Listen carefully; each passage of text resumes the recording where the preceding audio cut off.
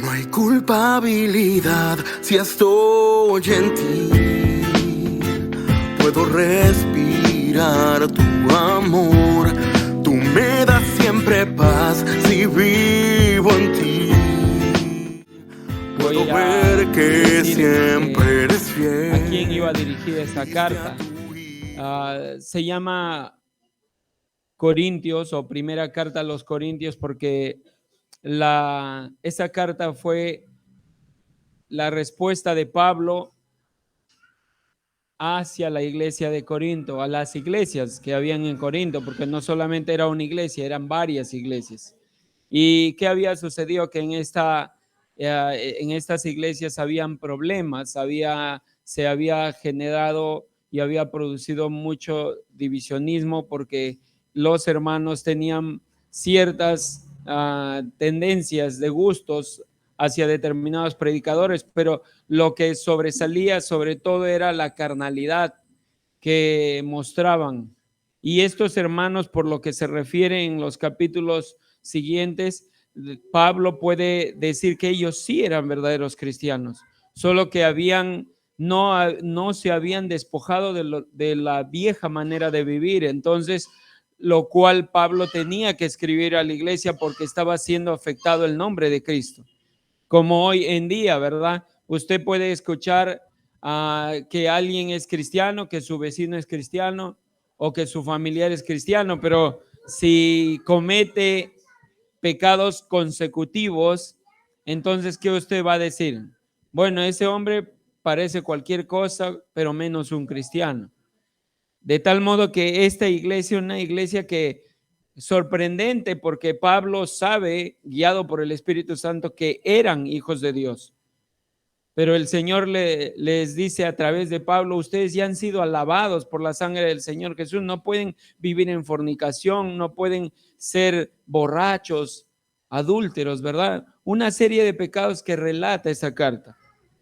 Entonces es en ese contexto que Pablo escribe. Ya al final, que estamos ahorita en el capítulo 16 del verso 13, hay consideraciones importantes, las cuales yo le he puesto como título exhortaciones universales para la iglesia. ¿Y por qué? Porque son importantes.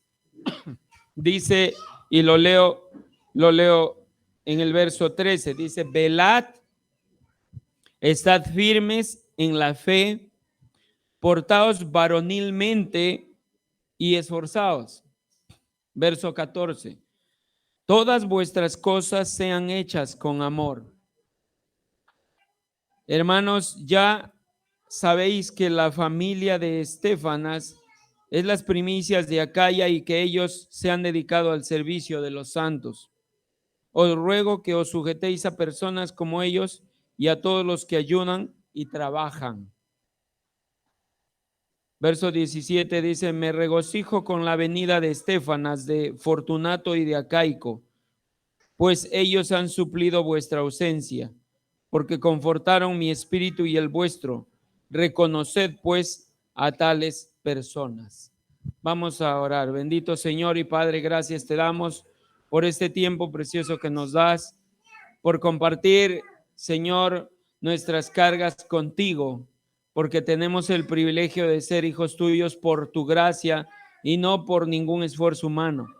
Señor, en esta noche ruego que tú me ayudes a poder dar un mensaje entendible, sencillo de entender y que sobre todo sea aplicable para nuestras vidas.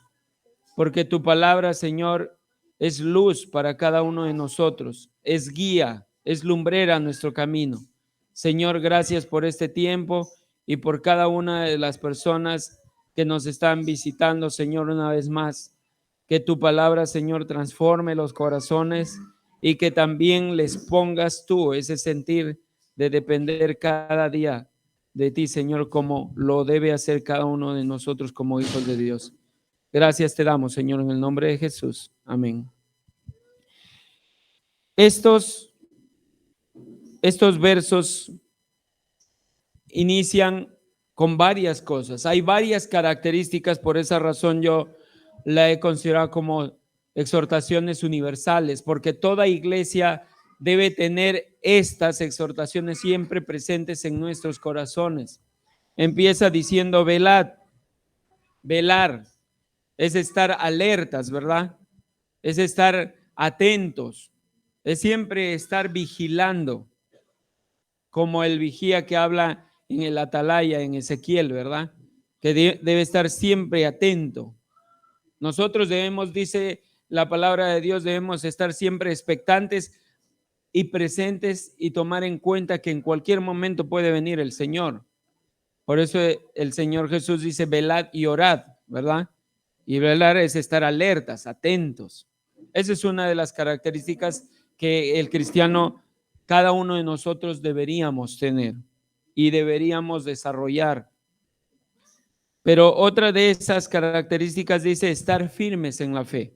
A diferencia de una persona que no tiene a Cristo, una persona que no tiene a Cristo es inconstante, ¿verdad?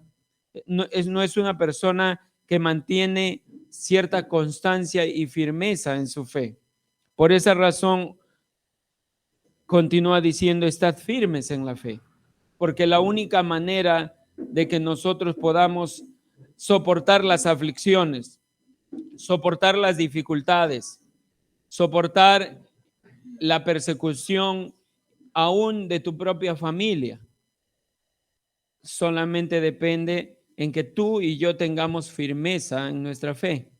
Y eso no se logra solo, eso no se logra sin la presencia de Cristo en nuestras vidas. La tercera dice, portaos varonilmente.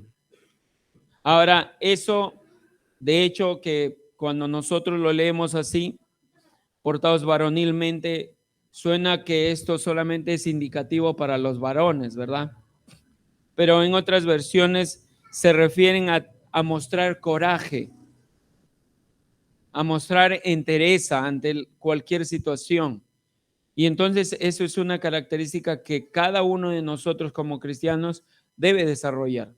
Porque para poder presentar el evangelio tienes que mostrar coraje, tienes que mostrar denuedo, ¿verdad? Poder en el Espíritu Santo para que tú puedas dar ese mensaje a otras personas. Si no, no lo vamos a poder hacer y vamos a sentirnos apocados, vamos a tener vergüenza.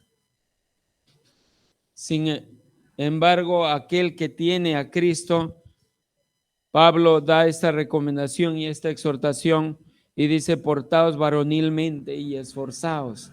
Y ahí está la otra palabra, esforzaos, porque la característica de el cristiano es que debe esforzarse. Para que usted y yo podamos estar aquí, requiere esfuerzo, ¿cierto? Si no, dirías, bueno, ¿para qué voy a ir? Mejor estoy en mi casa, pero necesita que tú te esfuerces. Ahora, ¿te esfuerces para cumplir? No. Es un esfuerzo grato, es un esfuerzo en realidad que va en consecución con tu convicción de seguir a Cristo. Y es por esa razón que uno viene a orar. Viene porque sabe que en cualquier momento puede ocurrir cosas, en cualquier momento puede suceder algo inesperado. O cuántas maneras Dios dice que debemos dar gracias en todo, ¿verdad? Entonces, una de las maneras por las cuales nosotros nos esforzamos es porque es la respuesta a ese amor que Dios nos ha demostrado, nos ha mostrado y nos ha brindado. El esfuerzo es simplemente la consecuencia de la presencia del Espíritu Santo. Ahora, todas estas cosas de velar, de estar firmes, es decir, mostrar constancia, de mostrar coraje y de esforzarse cada día, se engloban con la siguiente frase que está en el verso 14. Dice, todas vuestras cosas sean hechas con amor. En realidad, si no está esa palabra presente, nada de lo que está en el verso 13 se puede realizar. Ustedes saben que la Biblia dice que Dios ha derramado su amor en nuestros corazones, ¿verdad? Y si nuestras vidas no han sido dadas, Dios no nos ha brindado su amor, entonces no vamos a velar, no vamos a esforzarnos, no vamos a mostrar coraje y demostrar valentía para poder presentar el evangelio a otras personas, aún exponiendo tu vida, ¿verdad? Entonces, por esa razón dice, todas vuestras cosas sean hechas con amor. Es por esa razón que este verso 13 y 14 presenta una primera parte de este pasaje bíblico. Son esas exhortaciones que considero son universales. No solamente lo está, acá si bien es cierto, Pablo le está dirigiendo a la iglesia de Corinto, a las iglesias de Corinto, porque como les dije son varias, pero eso no solamente es importante y necesaria para la iglesia de Corinto, ¿verdad? Es necesaria para nosotros. Si nosotros no tenemos esto y no queremos desarrollar o no la tomamos en cuenta, o no la conocemos, entonces no vamos a poder servir como el Señor quiere. Porque dice, todas vuestras cosas sean hechas con amor. Para poder limpiar la iglesia, limpiar el templo, se tiene que realizar y tiene que ser hecho con amor, ¿no? No bajo presión. Hoy, ¿qué van a decir el pastor si no lo hago, verdad? Entonces, por eso voy a limpiarlo. O tengo que salir a evangelizar con la iglesia en un tiempo de evangelización y entonces tengo que estar presente porque ¿qué van a pensar? Si tú lo haces genuinamente es porque lo estás haciendo con amor, porque ese amor no es tuyo, ese amor provino de Dios. Ahora, la segunda porción del verso 15 al 18, ahí son en realidad referencias que Pablo muestra. ¿Y para qué? Para ver el tipo de corazón que él tenía y que nosotros debemos aprender. Dice el verso 15, hermanos, ya sabéis que la familia de Estéfanas es las primicias de Acaya y que ellos se han dedicado al servicio de los santos.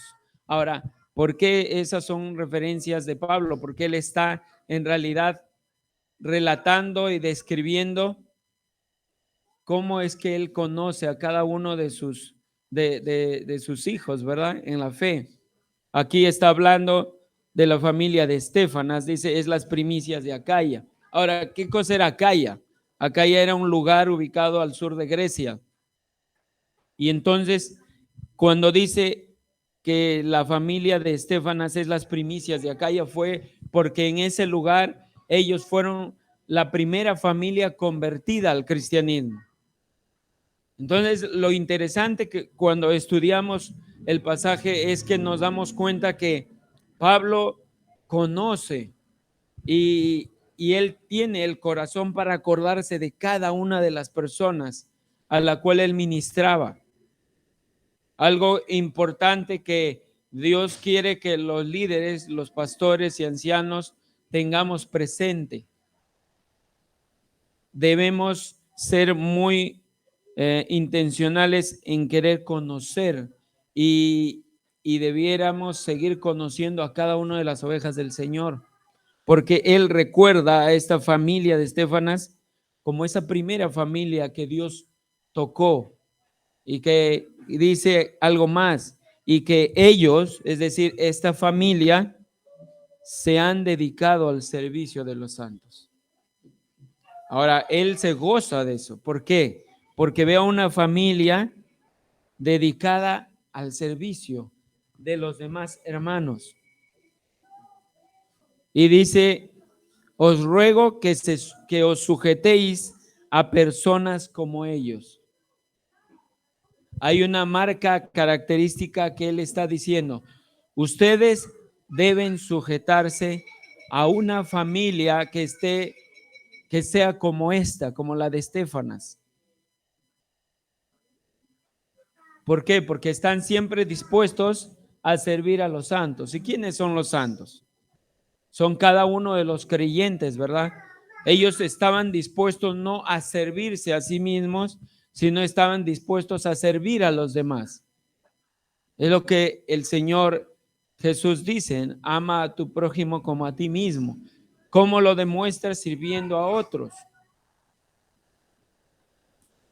Entonces, esto es importante. Dios está hablando a la iglesia de Corinto ya finalmente a que se sujeten a personas que tengan la convicción de servir, de estar siempre dispuestos a servir a Dios a través, dentro de la iglesia.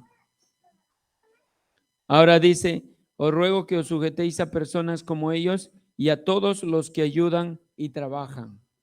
Ahora, no refiere exactamente de qué maneras esta familia de Estefanas ayudaron, pero algunos comentaristas refieren que esta familia les brindó apoyo económico. No solo apoyo económico, sino también apoyo de tipo emocional. Es un respaldo espiritual también que ellos hacían. Y sobre todo que ellos trabajaban activamente para el Señor. Ahora, y hay que marcar la diferencia entre un activismo, ¿verdad? Un activismo religioso de un servicio genuino al Señor. Aquí podemos notar que esto era un servicio genuino al Señor. Pablo podía conocer de primera mano cómo ellos servían, ¿verdad? Y entonces nosotros sí debemos ser muy cuidadosos. ¿Por qué? Porque somos seres humanos, luchamos con nuestra carnalidad, aún todo el día hasta el fin de nuestras vidas, vamos a luchar, ¿verdad? Con nuestra carne. Y yo debo reconocer que en algún momento de mi vida también, cuando hay veces he servido, servía, hay veces para que no vayan a decir algo, pero no está bien. Y no digo que eso era la característica típica mía, pero hay veces estaba cansado y quería estar en casa.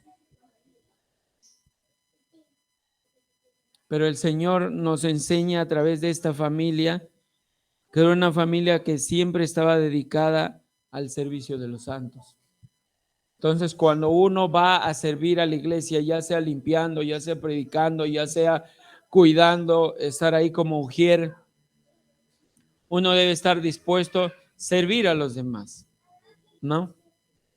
Porque eso es el corazón de un verdadero creyente.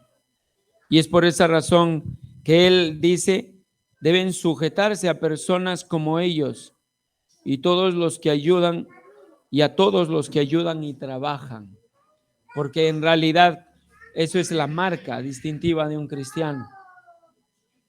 Ahora él ya aquí habla de manera personal y dice, me regocijo, verso 17, me regocijo con la venida de Estefanas, de Fortunato y de Acaico, pues ellos han suplido vuestra ausencia.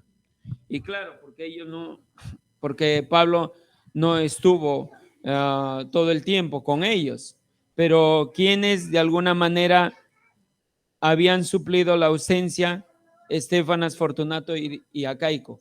¿Por qué? Porque ellos le comunicaban todo lo que estaba sucediendo en la iglesia, cómo la iglesia fue avanzando, porque esa carta, si bien es cierto, fue una carta dura para la iglesia de Corinto, pero después se ve que tiene resultados. Esta iglesia se corrige y Dios obra poderosamente guiándoles a través del Espíritu Santo y hace que esta iglesia poco a poco madure. Pero es el nexo, en realidad eran estas tres personas, estos tres hermanos, y él se goza de ello. Dice, me regocijo con la venida de Estefanas, de Fortunato y de Acaico, pues ellos han suplido vuestra ausencia. Eso quiere decir que él los tenía muy en cuenta a la iglesia de Corinto, a pesar de que él había usado palabras duras, ¿no? Dice, no se equivoquen, no piensen que los fornicarios, los hechiceros, los idólatras, los afeminados, los borrachos, los maldicientes heredarán el reino de Dios. Y él les dice, ustedes han sido lavados, han sido santificados. Entonces, esa exhortación fuerte tuvo sus resultados. y ellos en realidad han suplido su ausencia. Dice, era como que la iglesia de Corinto, las iglesias de Corinto estaban presentes a través de estos líderes. Y dice, porque confortaron mi espíritu y el vuestro. Reconoced pues a tales personas. Es decir, dice, le está diciendo a las iglesias de Corinto, considérenlos, honrenlos, no los tomen en poco, porque son siervos de Dios, que están preocupados por cada uno de ustedes. Eso es algo muy hermoso que estoy seguro a cualquiera de nosotros nos llenaría de gozo que un día el Señor Jesús diga eso, ¿verdad? Que diga el Señor, reconoced al pastor Leonardo, al pastor Rubén, a cada uno de los siervos que están liderando. Creo que es uno de las mejores, eh, del mejor obsequio que Dios puede darte. Que Dios te ponga y te mencione tan solo porque ve un genuino servicio a Él.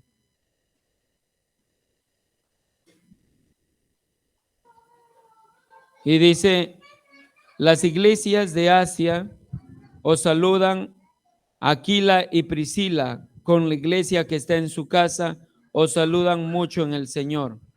Ahora, aquí él está refiriéndose ya a Aquila y a Priscila, que fueron una pareja, un matrimonio unido en el Señor, que sirvieron juntos, porque ellos hacían tiendas igualito que Pablo. Y entonces él dice, las iglesias de Asia os saludan, Aquila y Priscila con la iglesia que está en su casa os saludan mucho en el Señor. Él les está haciendo saber que esta familia está también y conoce quiénes son las iglesias de Corinto. Y qué características también nos hace ver esta carta, que las iglesias no eran como las que hoy conocemos, ¿verdad? Ahora hay que reconocer que iglesias no es el lugar físico, a lo cual nosotros hay veces hemos hablado durante muchos años atrás, hemos estado acostumbrándonos mal a decir, ¿verdad? Me voy a la iglesia, ¿no? Sea un templo católico o evangélico, decía, me voy a la iglesia. Pero en realidad la iglesia es el conjunto de creyentes que han reconocido su pecado delante de Dios y el Señor los ha salvado.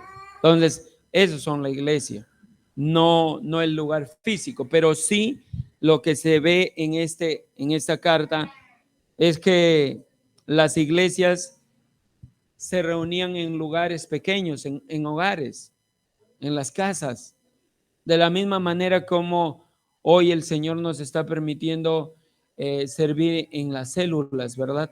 Esas son iglesias en casa.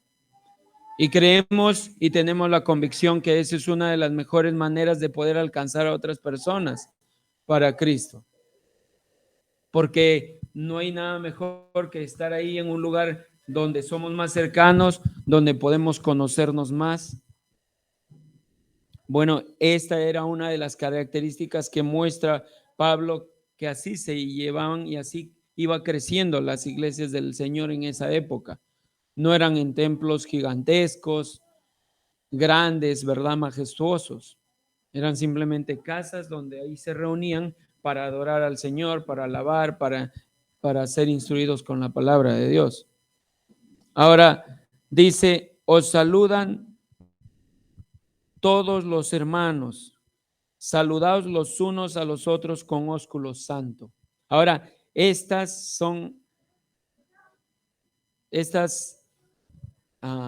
características que muestra Pablo nos deben enseñar también que todos nosotros como hermanos siempre debemos tener ese afecto fraternal, ese mostrar genuinamente amor a través de una manifestación física. Ahora, ¿cuál era la característica en esa época? Era que allá tanto varones como mujeres se daban un beso.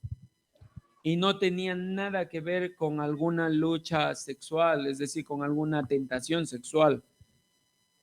Eso era parte natural, como en Rusia, ¿verdad? En Rusia se dan un beso en ambas mejillas, sean varones o mujeres. Argentina creo que también, ¿verdad? Sin embargo, aquí cuando hay veces nosotros, y ha pasado que hay veces yo me he equivocado porque saludaba a tantas hermanas y que había un varón por ahí, yo le iba a dar, oye hermano, perdón. Entonces me avergonzaba, ¿no? Pero de hecho la cultura de esta época no era así. Nosotros a quienes saludamos a los varones con un apretón de manos, ¿verdad? Pues aquí lo que Pablo está diciendo es nosotros de la misma manera debemos saludarnos unos a otros con una actitud de pureza. Cuando dice con ósculo santo, es decir, sin malicia, ¿verdad? Es importante saludarnos porque eso nos hace que nosotros nos sintamos en familia. Cuando yo he venido, mi esposa se ha quedado en casa con mis dos hijos y uno de ellos está ahora con cuadros febriles continuos, pero ya sé cuál es el problema, es por están saliéndole sus colmillos y entonces esa era la razón por la cual ha estado con fiebre, ¿no? Entonces ella me dice, saluda a nuestra familia. Me gustó eso. Eso me lo dijo ella para ustedes. Es bonito considerar que nosotros somos una familia en el que sabemos cómo estamos, sabemos qué pasa y si no sabemos debemos preguntar, ¿verdad? Entonces esta característica que Pablo muestra es una característica que nosotros también debemos considerar como algo universal. Siempre debemos saludarnos unos a otros con una actitud de pureza, como debe ser en el Señor.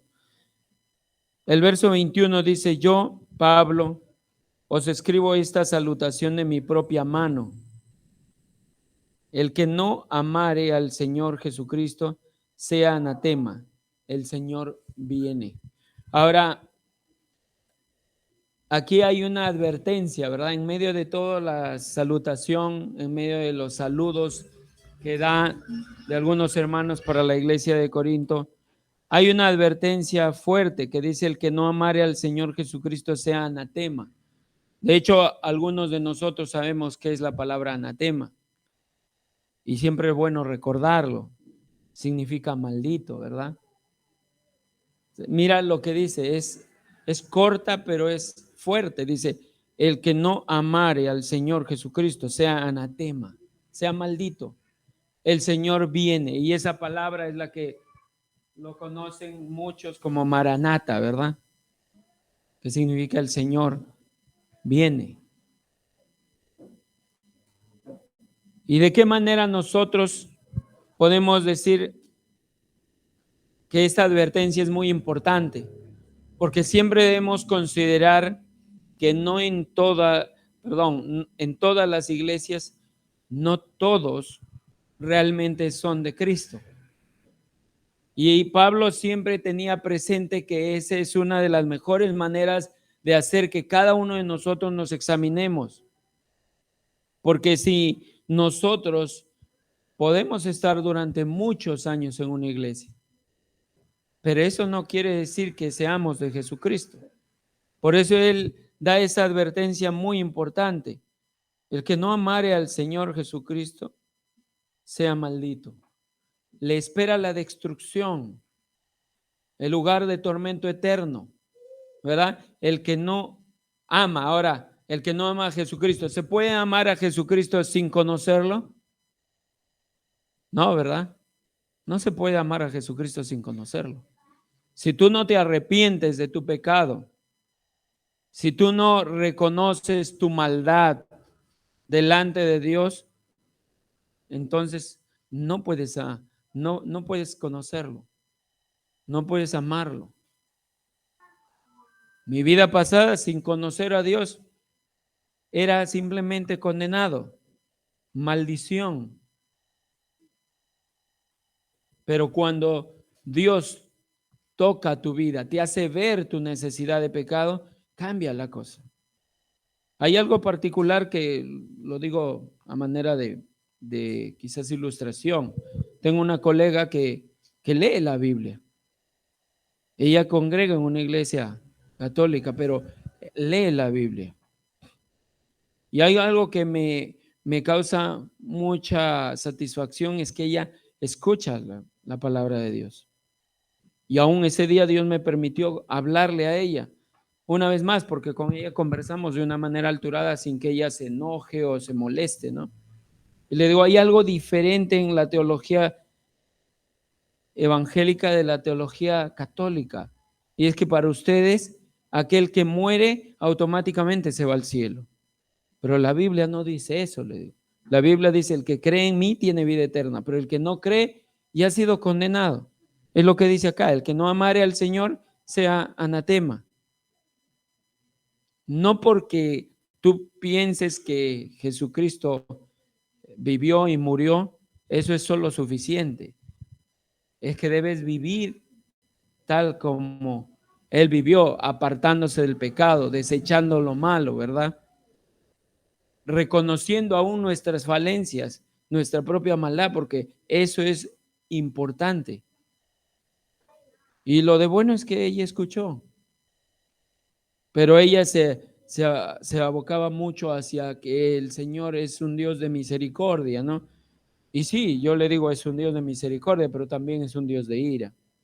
Entonces, sinceramente, aquí cuando Él está dando esta advertencia es porque para Él era importante que las iglesias de Corinto y aún las iglesias de hoy en día siempre tengan presente eso.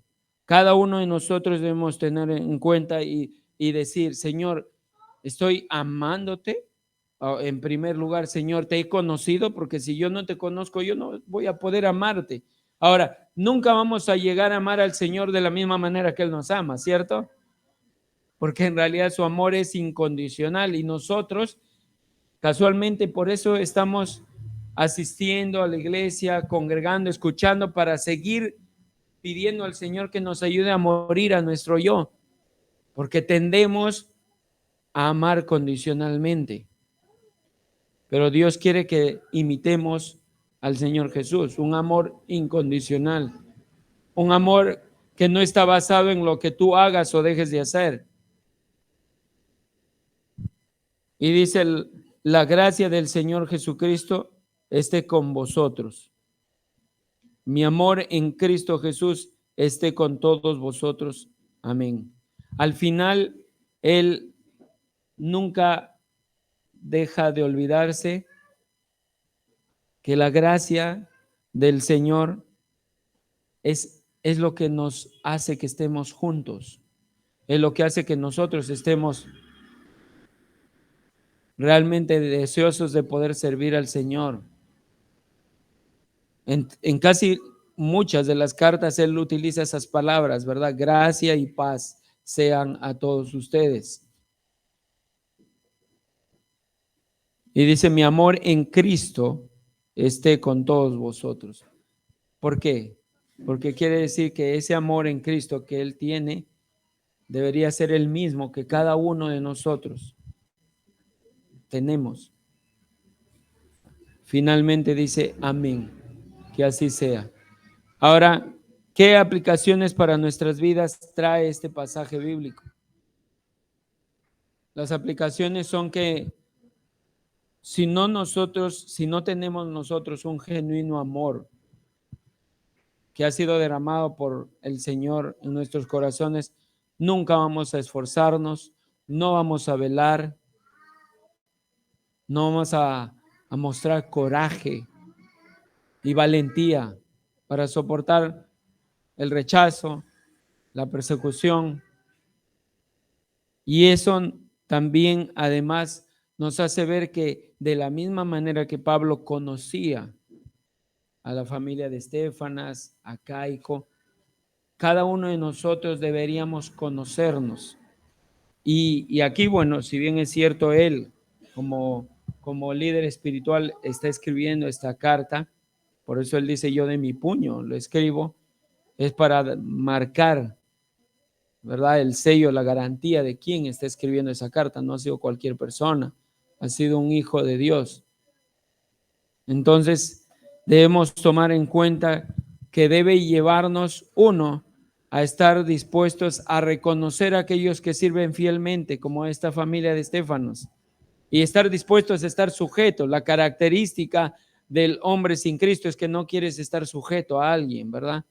No quieres que alguien te dé quizás una guía, un consejo. Entonces dice, ¿yo para qué? Yo soy una persona adulta. Aquí él está dando la característica de que el cristiano debe estar dispuesto a sujetarse a personas fieles que están dispuestas a servir a la iglesia del Señor. Y finalmente, que nosotros debemos también regocijarnos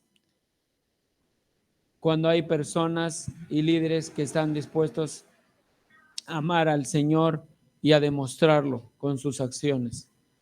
Una de las cosas por las cuales Dios